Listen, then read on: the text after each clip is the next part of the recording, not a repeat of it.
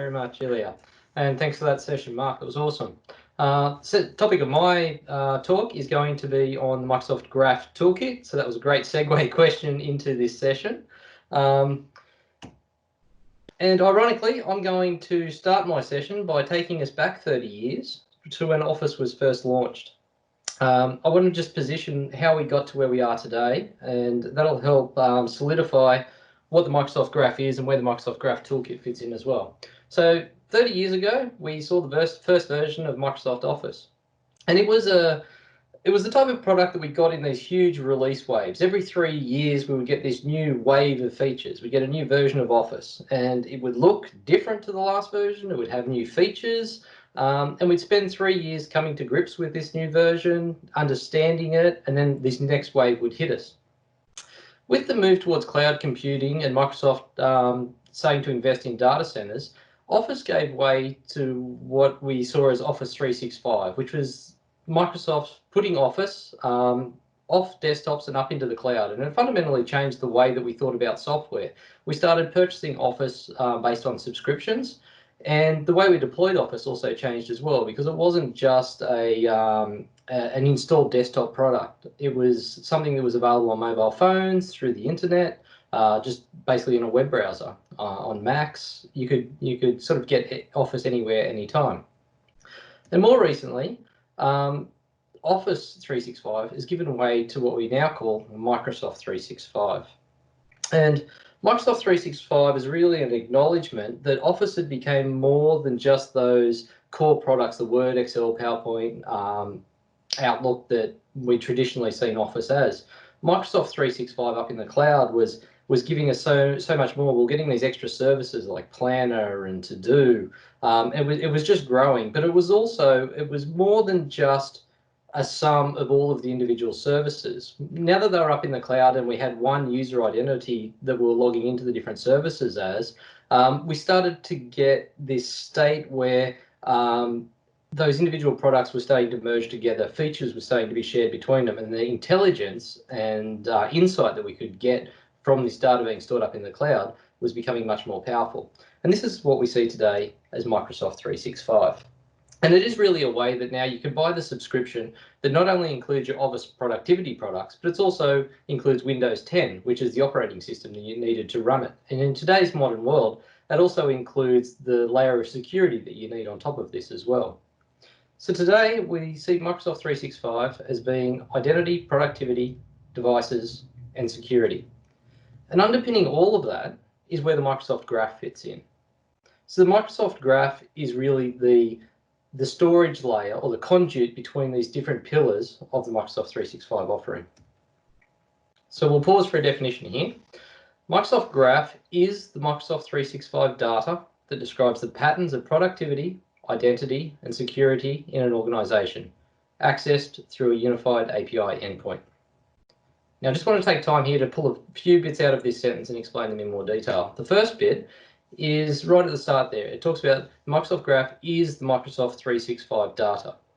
Now, when we think about Microsoft, well, when I think about Microsoft 365 and Microsoft sort of storing information up in the cloud, there's the data that's very easy to conceptualize. So our files, our Word documents, our Excel files, very easy to conceptualize. We store those in OneDrive. They're stored up in the cloud for us, available everywhere. Then there's the other sorts of information or data that we store. So our emails are clearly stored up there somewhere. Our to-do items, they've got to be stored up there somewhere as well. Our calendars, so this is all data that's being persisted up inside of Microsoft services. And this is the graph, is where they're being stored. But there's also lots of other little pieces of data that aren't so evident. So such things as if I'm working on a document and I've collaborated on it with two of my colleagues, the fact that I've collaborated on it, that's stored somewhere. Which documents I've read up inside of our organization, that's stored somewhere. The people that I have meetings with, that's stored somewhere. All these little pieces of interactions, everything that we do is a piece of data. And all of that data is all being stored up inside of the Microsoft Graph. So it's this vast, vast repository of data. And that's what's allowing us to leverage artificial intelligence and get insights on what's happening inside of our organizations and to help us become more productive. So that's a bit on the data aspect of the Microsoft Graph and the types of data that's being stored up inside there. The other piece of this sentence that I wanted to focus in on was the unified API endpoint. So the graph itself is the storage of this data. The graph API is our ability as a third party to actually read and write to that repository of data. It is the application programming interface, the API, into that data. Now, unified is quite meaningful here. So what Microsoft is trying to do is they're trying to get away from the traditional model that each one of these services used to be an on-premises server product.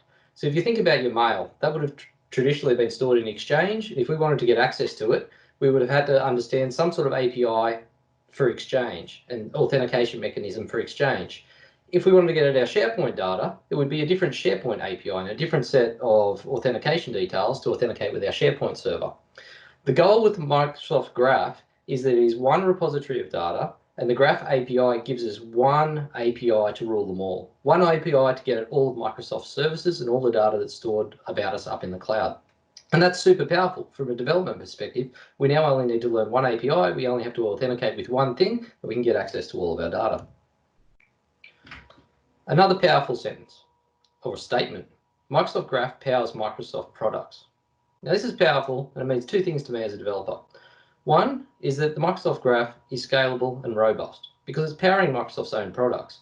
If it wasn't scalable and it wasn't robust, Microsoft would have problems in their own premier sort of products.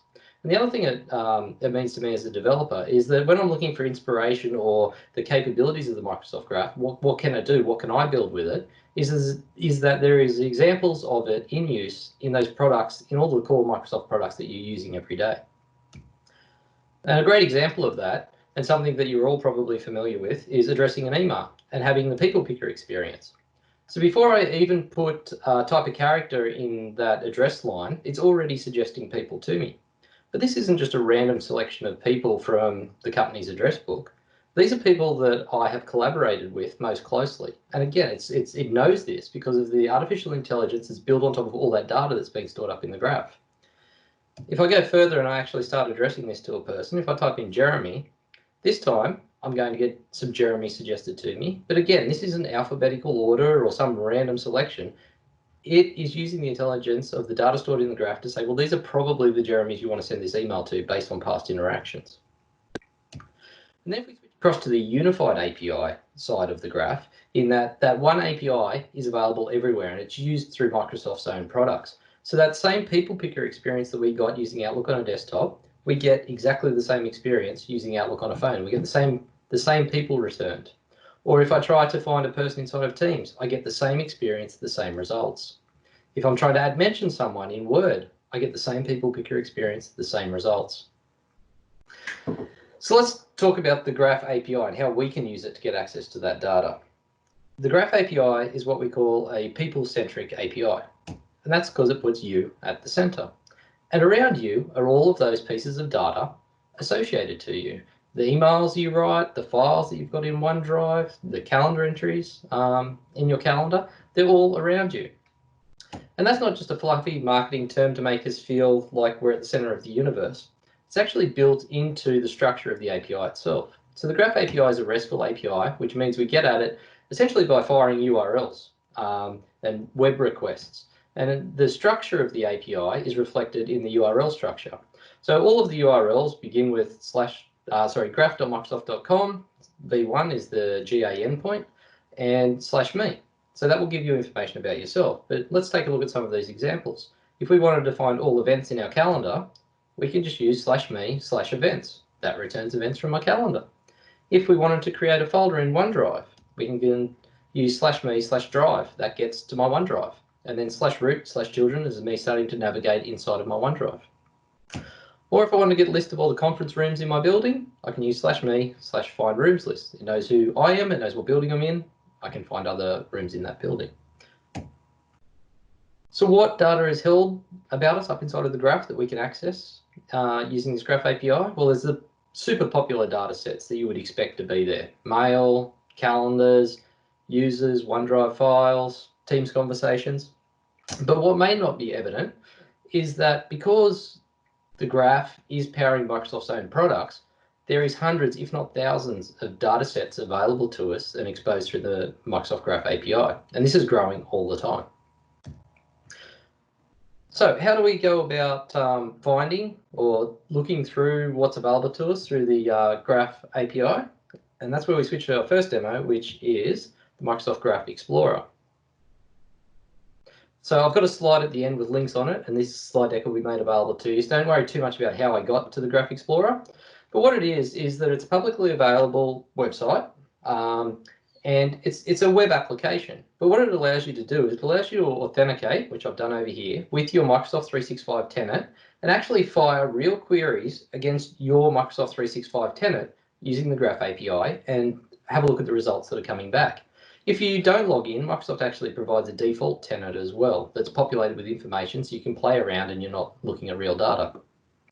So up the top here, we actually have the query itself. So here we have that /me request. If we just run that request, we get the result coming back. It's actually fired a real query to the real Graph API and returned real results.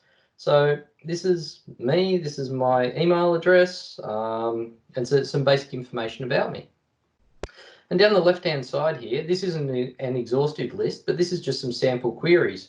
And it takes you through all the different, well, not all of the different workloads, but a lot of the different workloads available through the graph. So we can get at things in Teams, in Groups, in OneDrive, in your mail. We might just grab a mail one. Let's grab my mail. So you can see up the top here, I've now made a call to /me/messages. And in the results coming back, we have a lot of information about emails sitting in my inbox. It's actually quite a lot. This is all just one email. It's actually got the preview content of the email coming through as well. One of the things that we can do with the Microsoft Graph, and I'll demonstrate it here, is we can, rather than returning all of the properties, we can say, I want to return my messages, but I just want the subject of the messages. Now this becomes a little easier to see.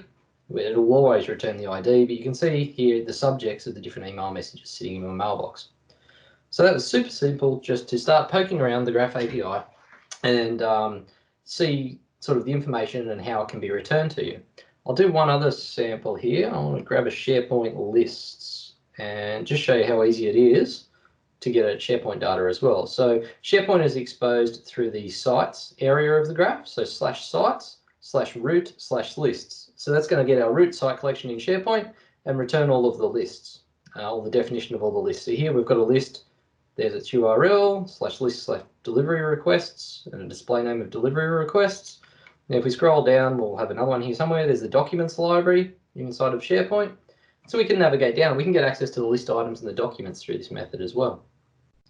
All right, so that was a quick intro to the Graph Explorer and how we can use it to poke around the data that's up inside of the Microsoft Graph. Okay, so that's Graph API. Now if we were to try to write an application, which we can certainly do, just making calls to the Graph API, what we'll find is we end up writing a lot of sort of repeated, what I call boilerplate code, which is basically just functional plumbing to make those requests and to interpret the responses coming back as well. So things like when we go to issue one of those requests, let's say it's just to get our mail messages, we have to also worry about authentication details and passing up credentials with this call.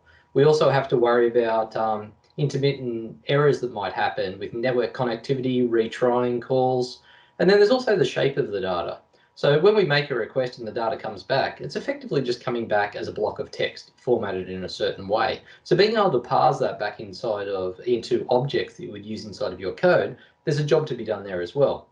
So while the API is super powerful, that's sort of your baseline. And then what is available on top of that is the Graph SDKs. And they take care of a lot of this heavy lifting for you. A lot of this plumbing code, which is just sort of generic code that you need to write. It's not that exciting to write. The Graph SDKs take care of that job for you. And the Graph SDKs are language specific. So you'll have a Graph SDK for JavaScript, a Graph SDK for Java, a Graph SDK for C# if you're doing .NET development. And as I say, that takes care of a lot of that plumbing work for you. And at the end of the day, what it means is you can achieve the same result in far fewer lines of code than if you were to call the Graph API on its own. And then if we go along this scale of abstracting the complexity away, this is where we arrive at the Graph Toolkit. And the Graph Toolkit takes this one level further to allow us to do even more with the data that's inside of the graph in very few lines of code. And it's fundamentally different to hitting the Graph API directly or hitting the graph through the SDKs, in that the Graph Toolkit are actual widgets of functionality. Not only do they deal with the data, but they also do the visual representation of the data and user interactivity as well. And some perfect examples of that are on the screen here at the moment. A login component. So giving the user the ability to see a sign-in button, click sign in, go through the whole authentication flow, the whole multi-factor authentication if you've got it set up, and have the user logged in and they can see who they're logged in as, and then they can log back out again. That, if you were to develop it on your own, is weeks, if not longer, of development. And it's dealing with security, which is a thing a lot of developers aren't comfortable with, and you really, it is something that you'd want to have a decent level of knowledge about before you went to try to code up yourself. Also, something like the people picker. The Microsoft Graph Toolkit actually gives us that people picker experience that we saw in some of those slides that I was going through. Again, a very complex component, but the Graph Toolkit gives us a widget that we can just drop onto our application and we get the same functionality bound to the data inside of the graph. Okay, so the Microsoft Graph Toolkit we describe it as framework agnostic web components. So they are web components, which means these are only going to be useful to you if you're developing some form of web application, some sort of JavaScript, HTML, CSS application. But it is framework agnostic. And what I mean by that is that it does not matter what JavaScript frameworks or technology that you're using. So you could be using no framework at all, just straight JavaScript. You could be using TypeScript, you could be using jQuery, you could be using one of the fully fledged frameworks such as React, Angular, or Vue.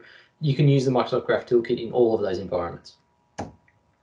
Okay, so we're going to jump into our first example of actually diving into code, and we're going to develop our very first Microsoft Graph Toolkit application. All right, so to do that, I'm going to jump into Visual Studio Code and pump that up a little bit more so you can see it. Okay, so this is our application. I kid you not, this is all that we have to write. There are no other files. This directory has nothing else in it but this one HTML document. Let's walk through it. So we've got our HTML documents defined. We've got the head of the HTML document up here. And in the head, you can see that we're loading in a script file. Now, this script file is the Microsoft Graph Toolkit library loading in, which is what makes it available to us. I'm just loading it here from a publicly available URL, and you'll see the file name is mgt-loader. MGT stands for Microsoft Graph Toolkit. So we'll see it a few times in code, but that's what the MGT stands for.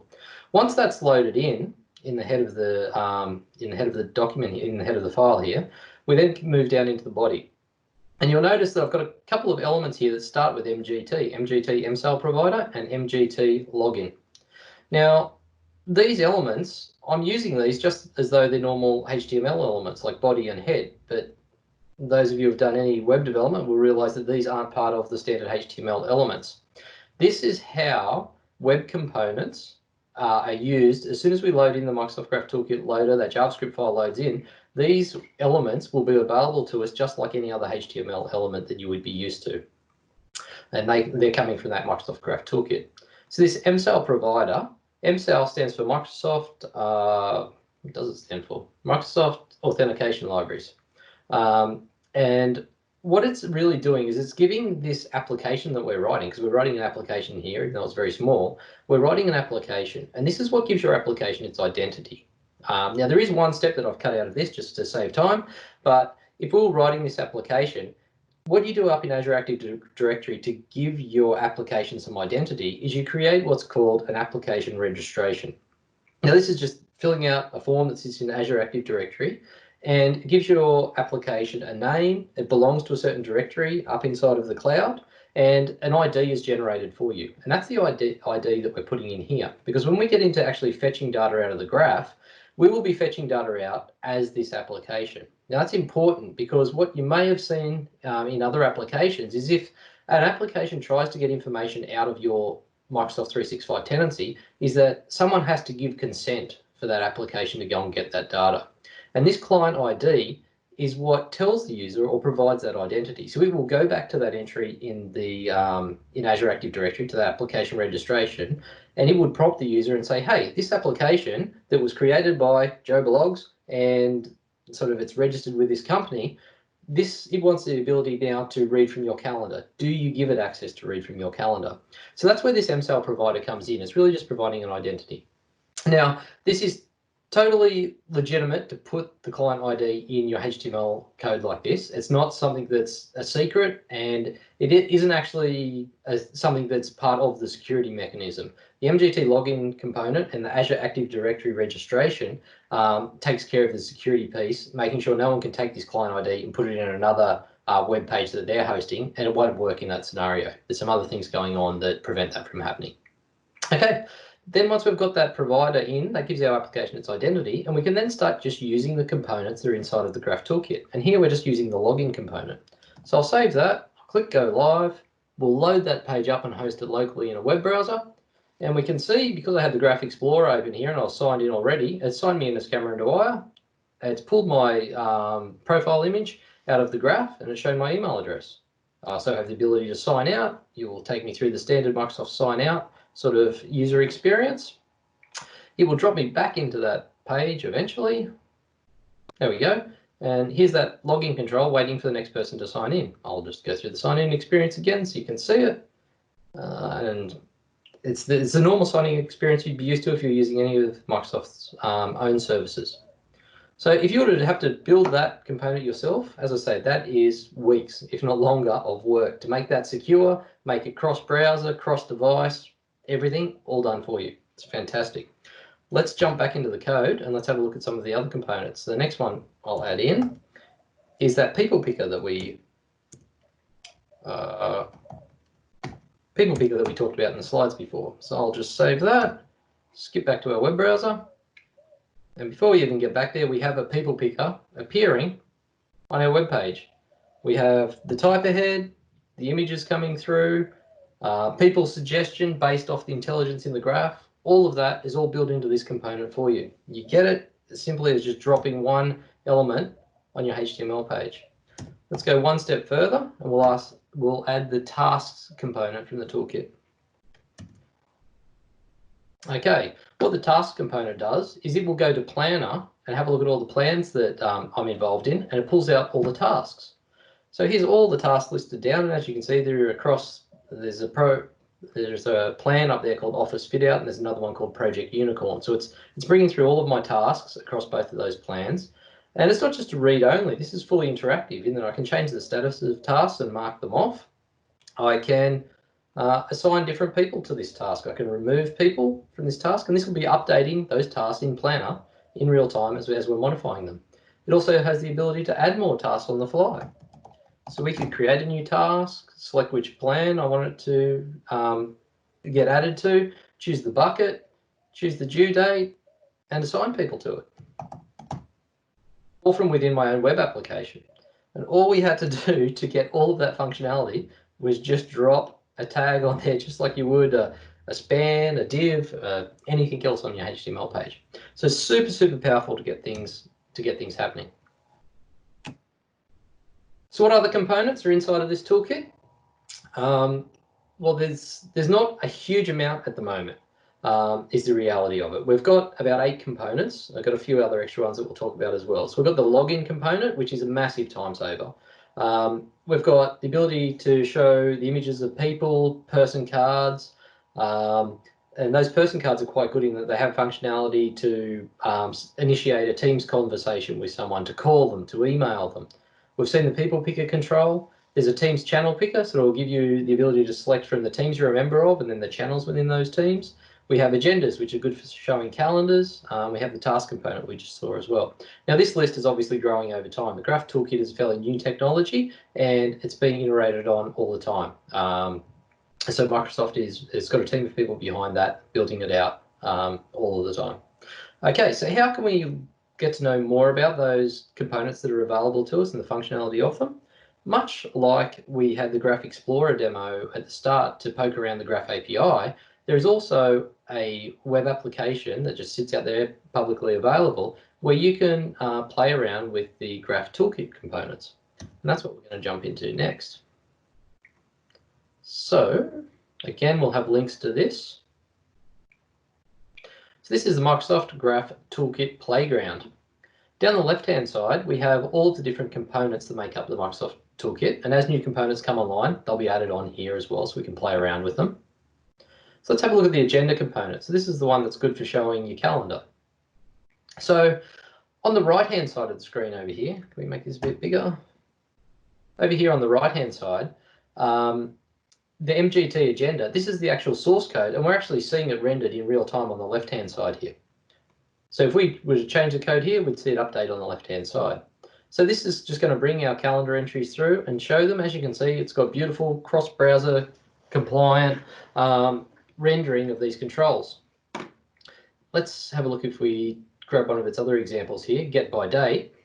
And now I'll show you how we can just change things on the left-hand side here. There's a few things I wanted to pull out just to show you. So by default, if we have no attributes at all, it actually just shows you the entries for your current day.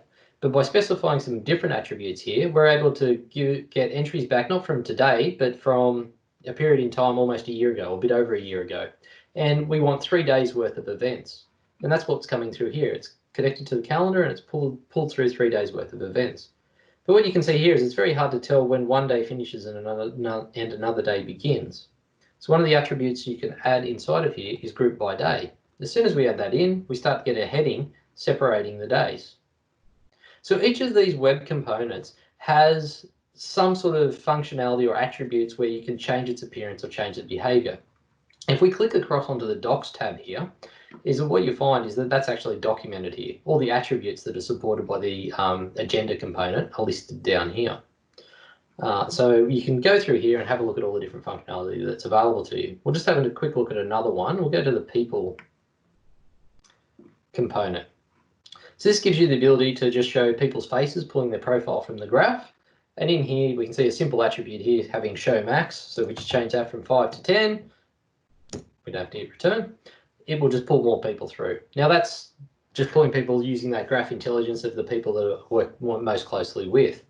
But if you were building your own application, you could conceive that it would be quite nice to get this sort of the person's icon appearing next to a file that they were working on or some other item within your application that you're building.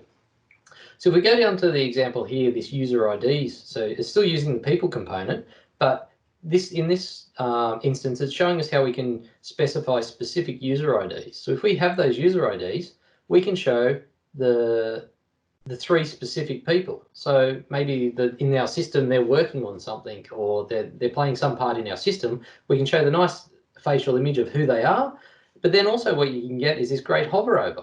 So we can start launch Teams and have a chat with this person. We can send an email to them. We can call them.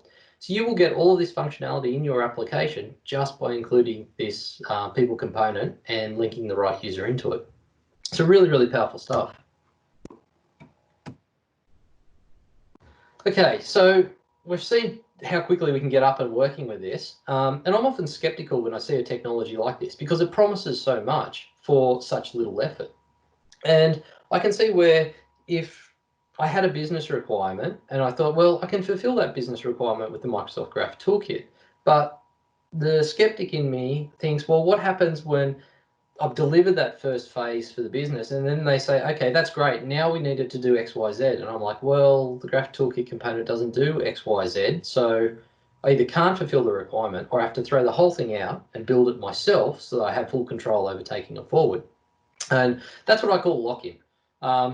You get a lot for free, but then when you want to push it that little bit further, if you can't, you're sort of locked into that technology then, you're limited by it. So what we're going to have a little look here about what's the Graph Toolkit got to offer that's going to help us or mitigate that lock-in. So the first one is custom styling. These toolkit components were designed from the ground up for you to override the styling of them. So if you deliver it to the business and the business says, oh, look, that's not the fonts we use, or that color's not right, we don't use blue, we use red. The custom styling, and it's fully documented on that Playground website for each of the components, is the style sheet class names that are used. and you can totally override them yourself. So that allows you to implement all your own branding, corporate branding standards. The next one is custom templates. So let's think back to the example where I brought through all of the tasks from Planner. Now, when we were creating the HTML for it, we just put one HTML element on the page, which was the MGT tasks. Now, clearly, when the component goes off, makes a call to the Graph API, gets all of my tasks back, it's injecting a series of HTML elements for every item that's coming back from Planner. Now, every one of those little items that comes back in has got its own mini HTML template, if you like. So each one might have some divs around it, some spans, and in those components, they could be quite complex. But what it's really doing is it's really, for each item, it's stamping out a HTML template and inserting properties inside of that template. But the great thing about the Microsoft Graph Toolkit is every one of the components supports you providing or bringing along your own custom template. So you don't have to use the default one. So if there was another property on those planner tasks that we wanted to show that wasn't shown by default, we could provide our own template and have those properties inserted into the template wherever we wanted to. So it really allows us to take full control of the rendering, but still use the toolkit to go and make the calls, get the data back for us, and then we just override the rendering of them. Okay, and there's two other components or techniques that allow us to get out of jail free, if you like, and are really flexible. And we're going to talk about those in the coming slides. So the first one is the mgt-get component. Now this one is vastly different to all of the other components that are inside of the toolkit. And the reasons that it's different is, first of all, it's not bound to any one data set within the graph. Now, what do I mean by a data set within the graph? Well, if you think about the agenda component, it's bound to your calendar. That's what it's designed to hook to. For the task, it's designed to hook to Planner. So the logic of what it's going to call inside of the graph is sort of hard-coded, if you will. It's going to make a call to that data set.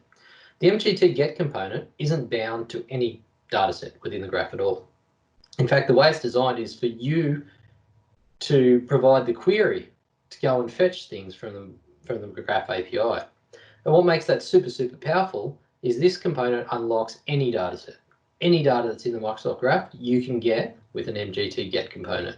So any data set that a component doesn't exist for yet, you can get at it using mgt-get. And the second part of what you need to provide with mgt-get is the template, the visualization of it. Because it's not bound to any one data set, it doesn't include a visualization because it doesn't know what data is going to come back. But just like I explained that we can override a default template with a custom template inside of the other MGT components, for a get component, you must specify the custom template, which is really just saying this is the HTML I want to stamp out for each of the items that comes back, and this is how I want to bind the data into that visualization.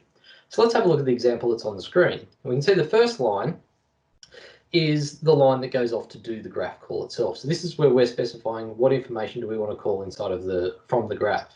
And the get component will take care of the authentication, going off and getting it securely, the retries, all of that's handled for you.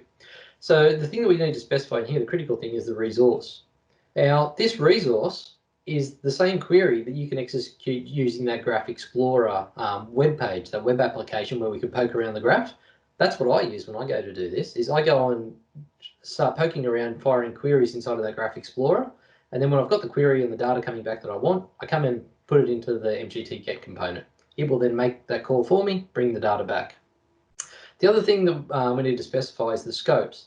So this is around permissions, and it's saying that in order to go and get the messages, so we're trying to get our email, the scope that we need is mail.read. And now this is where that application identity and the MSAL provider comes in, because what it will do to the user is that it will prompt the user for consent. It would say, hey, this application wants access to go and get stuff from your mail. It wants to read some of your mail messages. Are you okay with that? And the user can give consent there. And if the user does give consent, then this application can go and fetch those mail.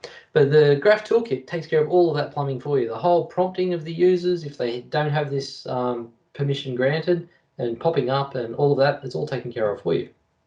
So once that graph call's been made, we then come down into this next section of the get component, which is a series of templates. And the different templates are defined by these different data types. The first one is the value data type.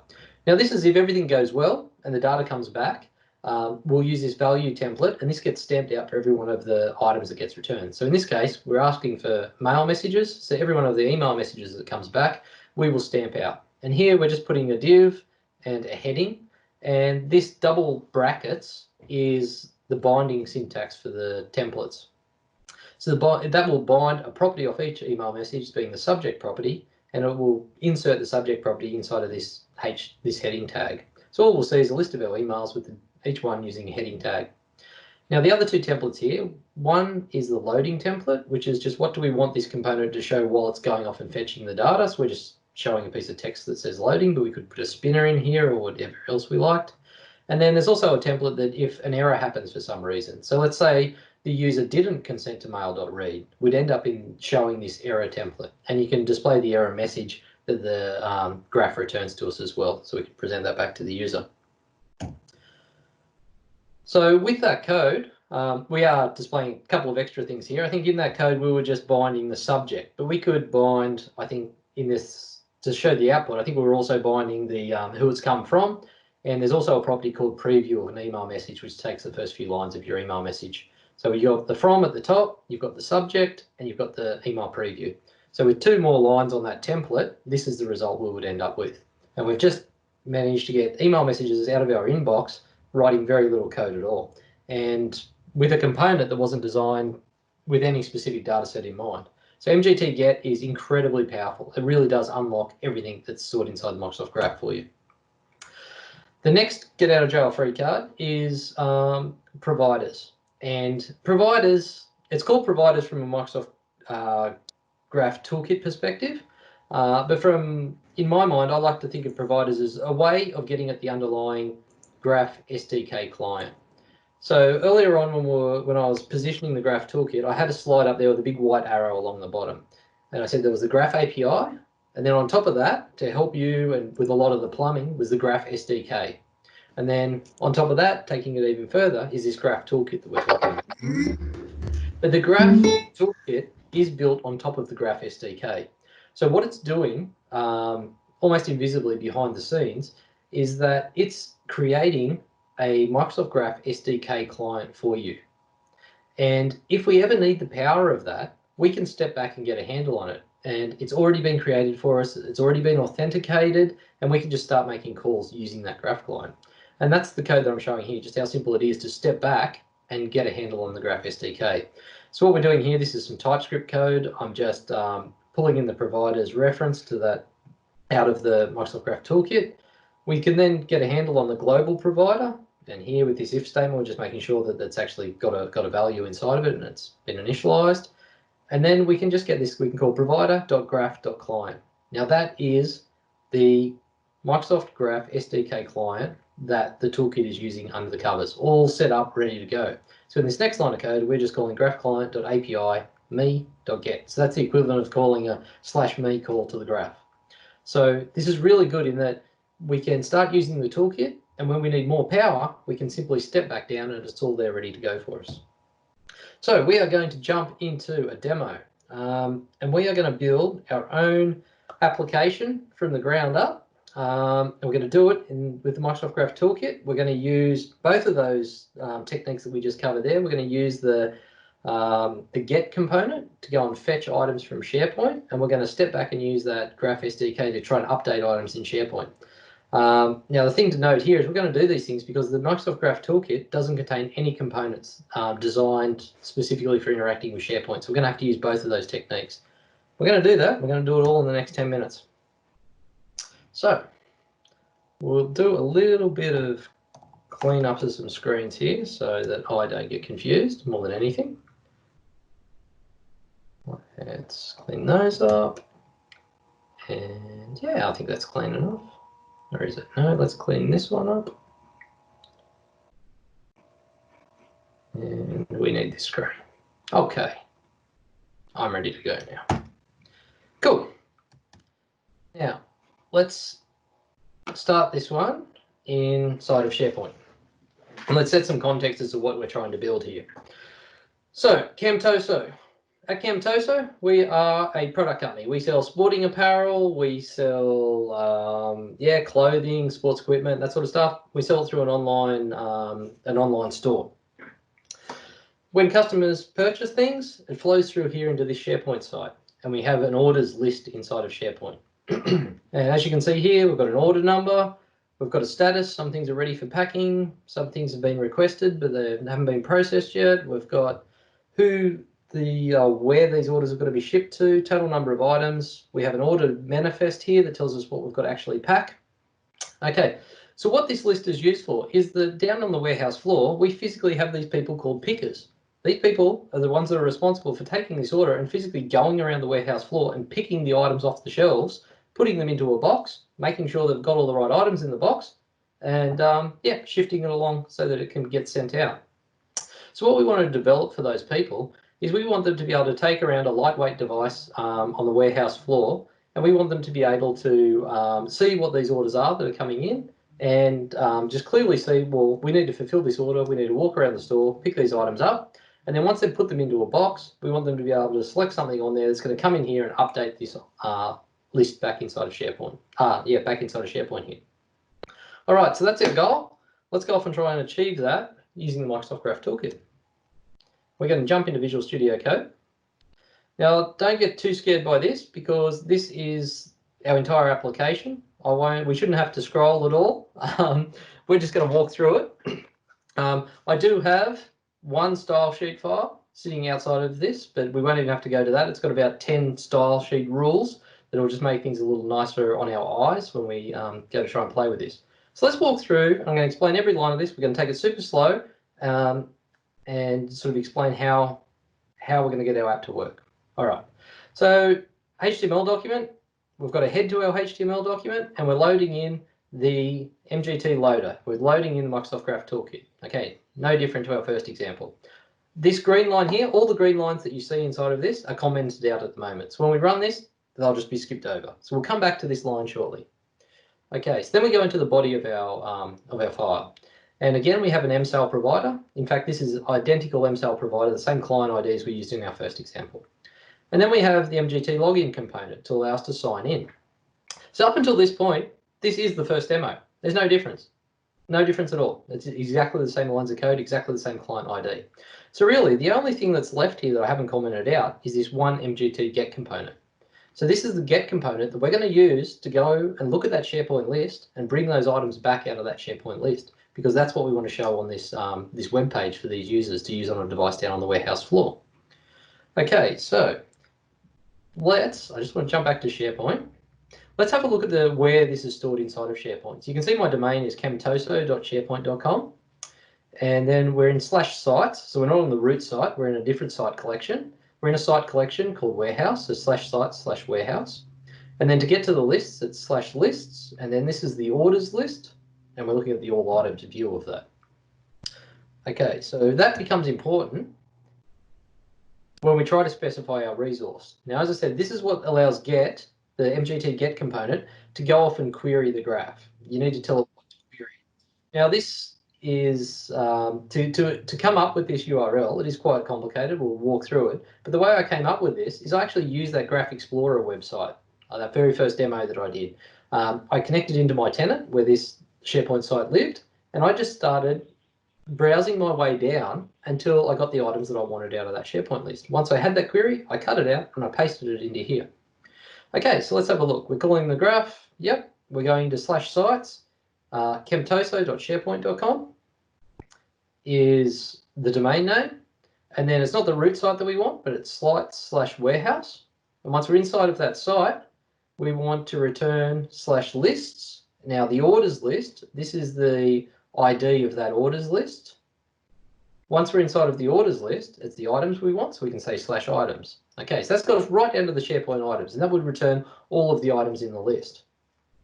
There's a few things that we want. So when we actually get the items back and we want to do our data binding and show the properties on our web page, the SharePoint items won't give us back the SharePoint columns by default. That's an efficiency thing. The graph just won't give them to us unless we ask for them. So that's why I've included this expand fields property. And what we also want to do is we don't want every item in that list. let me skip back to the list quickly. What you'll notice in this list is that we had 2 orders here that were in a status of ready for packing, and we had 1 item that was just in a status of requested. Well, these pickers down on the floor, they're only interested in the ones that are ready for packing. We don't want them packing this box yet because it's only requested. So if we skip back to the code, what we see on the end here is I'm able to apply a filter. And I'm filtering whether the status field is equal to ready for packing. Okay, so that's going to go off and it's going to hopefully fetch us just 2 items out of the 3 from SharePoint. And here we can see I'm specifying a scope from a consent perspective, that if the user hasn't already consented to our application, this will ask them, do they give access for our application to go to SharePoint and read information on their behalf. And the other really cool thing here is the get component allows us to specify a polling rate. Now what this polling rate means is that it will re-execute this query while the page is loaded. It will go in the background and continually poll using that query, and if the items have changed, it will rebind and update what we're seeing on the screen. So this is going to be great because as orders come in, the users won't have to refresh the page on their device. This one page will just keep continually refresh itself, staying in sync with what's in SharePoint. So that's our query, and then we come down to the template. So the template is what we want to show to the user on the web page once that data comes back. And this is going to be repeated for every item that comes back from SharePoint. So we've got a div around the outside, which is just so we can apply some styling. And then you can see we've got 3 more divs. We've got one, which is the order header. And we're going to bind in the, these are the fields now coming back on the SharePoint item. So it's the title column from SharePoint, which has got our order number in it. We've got the contact name. And then we've got another div here where we're going to show the order manifest, which is all of the items that need to be packed. And then underneath that, we've got the number of items that are in the box. And this is a visual cue that if the picker's gone around and got all the things that are in the order manifest, then they should have this many items in the box. A good visual check to make sure that they've got everything. Okay, and then we've just got the templates, the loading template. So while the fetch is going on to get the data, we just want to show the word loading. And if there's any errors, we just want to show the error message on the screen. Okay, so that wasn't overly complex. Let's click go live and host that locally and see what it's going to do for us. Okay, we can see our login component, and there it is. It's signed me in, and we've got information back from SharePoint. Let's step through this and see what we've got here. So we've got order 1, Cam for Rachel Stevenson. We've then got the manifest, which is all the things we need to pack in the box. And then we've got the number of items for that order. And then you can see we've got a second order here as well, the order manifest for that and the number of items. So it looks like we've got 2 orders coming through, which is what we expected. And if we quickly have a look, order 1 was for Rachel Stevenson. Order 1 is for Rachel Stevenson. Okay, so it looks like the data's coming through and we don't have a 3rd item, so our filter looks like it worked. Now I appreciate you probably can't see this even if I blow it up. No. But what you will be able to see is on the right hand side here, I'm just having a look at the network traffic of what's happening on this page. And what you should notice is every 5 seconds, you'll see some new entries coming through here. This is that polling kicking in, re-executing the call to the Graph API to see if the items have changed. So that looks like that's working for us as well. All right, so I'm going to quickly jump back to code. And the first change we're going to make is I'm going to uncomment out this line, which is the reference to the style sheet. And that's just going to make things a lot clearer for us to see out on our application. Now we can see we've clearly got 2 orders. Now it's in a state where our pickers could actually use this. You can imagine this is running on some sort of handheld device, and as new items come into SharePoint, that polling rate should take care of it for us. In fact, if we go out here to SharePoint and we select this item that's in a requested status, let's change that so it's ready for packing. Okay, now if I'm quick, there we go. It's just come back in. We just beat it back there. So as things come into SharePoint, our app's going to keep itself in sync with what's going on in SharePoint. So that's pretty cool. We've been able to achieve all of that very, very quickly. All right, next stage is that we want to be able to update the item back inside of SharePoint. So we want to give the pickers the ability to, click on a button to say that they've packed that box. So to do that, we'll create a button, and we're creating this inside of the template. So we want it on each one of those cards because they've got to select the one that they have actually packed. So we'll create a button, and we'll give it a name. We'll put some text on the button. It's called markers packed. And then we have to put something on the on-click event. So when they actually press this button, what do we want it to do? So we're going to create a method, change the status to pack. That's what we want it to do. And then we're going to have to create that method in a second. But let's have a look. What will we need to pass into that method? So I'm going to pass in a reference to the button that we're clicking on. And I'm also going to pass through, as you can see, we're using the binding syntax because we're still inside of the template. So that is going to be the ID of the SharePoint item. Now we'll need that to reach back into SharePoint and update that specific item. So that's our button. And now let's go down to actually write some code for it. And for this, I've got a little script tag down here. This is where we're going to have to step back using the provider to grab the Graph SDK client, because there's no components that will just let us arbitrarily reach into SharePoint to a specific site, to a specific list, and update a column in a list. So we're going to have to go down to the SDK client to be able to achieve that. But as you can see, the code to do that is super, super simple. We can use providers.globalprovider.graph.client to get a handle on that underlying Graph SDK client that's already been set up for us and ready to go. Now I've done that outside of the function because we only need to do that once. Once we've got a handle on the Graph client, we don't need to do it every time someone presses a button. So that piece of script will run as the page starts up. And then here's our function that we want to run every time the user clicks a button on one of those cards to say that they've packed it. This is the function that will run. Now we're simply going to use that Graph SDK client to call the Graph API.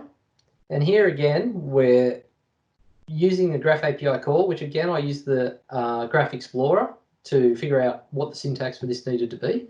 We're calling back into the same site, the warehouse site, the list, the same list, the items, but this time we're using /item ID because we know which item we want to change, and it's the field, one of the fields on there that we want to change. So then using the Graph SDK client, we can specify what scopes we need. This time we need read write ability. So again, consent would prop up if the user hasn't granted it. And then here's our update. We simply want to update the status column to be packed. Now, I told you we're developing a real application here. So what will happen here is because we're going to try and update the status in SharePoint, the polling rate that we've got on there, because the status changes to packed, it will no longer be in a status of ready for packing. So that polling interval should take that card away from us within 5 seconds. But we want to give the user some sort of visual indicator that something's happened when they click on the button. So what we're going to do is we're just going to change the class of that button, and we're actually just going to hide it away. So that's our entire application. Let's switch back to the website and see how that plays out. So as you can see, now we've got a button on here. So someone runs around the factory floor there, the warehouse floor. They pack the glow sticks, they pack the glasses, they pack the whistle. 12 items, yep, 12 items in the box, mark it as packed. Okay, we can see visually something's happened, and within 5 seconds, our card should disappear. We can do that again. It's quite fun. It's quite therapeutic. I could do it all day long. Let's go back to SharePoint and have a look what's happened. We can refresh our orders list here, and we'll notice that we've now got our 2 orders packed. So we've managed to achieve a secure application, connecting to SharePoint, authenticating, logging in, keeping it up to date as information changes inside of SharePoint, and then reaching back into SharePoint, securely updating items, changing the status of them. And we could take this application, host it, and it could be in use tomorrow. We've cut no corners. We've used production-ready components to achieve the whole job. So as you can see, super, super, super powerful. And that's pretty much where I'll end today, is why would you use the Graph Toolkit? As you can see, the development time, you can just cut it enormously. These are super powerful components. For the components that are in the toolkit, they render beautifully. They're accessible, they're cross-browser, cross-device, and it doesn't matter what framework you're using, whether like in today's examples, I was just using plain JavaScript, HTML, CSS, but you could be using React, Angular, jQuery, doesn't matter. These components can be used for you in any of those environments. These are my details. In case you'd like to connect with me, happy to connect with any of you on LinkedIn. I'm active on Twitter. I maintain a fairly active blog. There's links on the right-hand side here to many of the resources that I used in the demos, the Graph Explorer, the Graph Toolkit Playground. And also, I'll call out the first link here on the right-hand side, which is a lap around the Microsoft Graph Toolkit. This is a series of articles that's being written by the Graph Toolkit team at Microsoft and also from some in the MVP community as well. And it really takes you through very introductory Microsoft Graph Toolkit and builds on that in each of the articles in the series. That's actually still continuing. We've got about, I think we've got about a month left before that series is going to wrap up, and it's going to be 15 articles in total. But it's a really good learning resource to take you through and understand all the different facets of the Microsoft Graph Toolkit. Really, really powerful. All right. With that, I am finished. So I'm just going to ask Ilya if there was any questions that have come through in the channel that I can answer before we hand off to the next session. Sure thing. Thanks, Cameron. Absolutely cool stuff. Any questions other than mine? Because I put there a couple which I would like to answer, but let's hear from the audience if there's something up first. So, and there's Cameron's details, so I'm sure Cameron will answer your questions also after this one. But my question, I had two. One for the Graph API, and I used to work for Microsoft for 9 years, and you kind of made clear that it can almost make coffee for me. Is there something what it cannot do? Is there something that the Graph API cannot do? Well, the vision is very much for the Graph API to be the one API to rule them all. And we're seeing that some of the more modern services that are coming on in the Microsoft 365 space, things like Teams and Planner, they're very much sort of a cloud first, and there was no legacy APIs with those. So we're very much seeing that their full functionality is coming through into the Graph API. But some of the services that have been around for a long, long time, they're very rich. The APIs for them are very rich. So something like SharePoint has got a very rich, deep API. And it's taking time to translate that across and make it available through the Microsoft Graph. So I think it's going to take some time for all of those services or all of the individual APIs from the services to be totally replaced by the Graph API. I'm hoping we'll see that one day because the benefits of it are enormous. But yeah, I think the more modern ones and going forward, it seems to be that Microsoft is prioritizing that and almost sort of asking the teams that what's your Graph API story? And we want to be, if we're exposing an API, we want to be putting it into the Graph API unless there's a very good reason not to. But what I see is that those products that have already got a rich API and they haven't been able to move it across to the Graph yet, then sometimes we're still seeing functionality appear in the SharePoint's a perfect example of that. Is we're seeing some new functionality in SharePoint will come out in the SharePoint APIs before we see it in the Graph API, or we haven't got a roadmap of it of when it will hit the Graph API. But hopefully going forward, all the modern stuff you should be seeing the Graph API first. Sounds really good, and I totally agree with you that the legacy APIs will still remain until Graph API is rich enough. Another thing, actually, what I was thinking that there's a Graph Explorer, and when you showed up the Graph Toolkit Playground, do you know if there's any plans to actually have the playground to integrate directly with the Graph API so that I could actually log in and use the toolkit directly to the real data?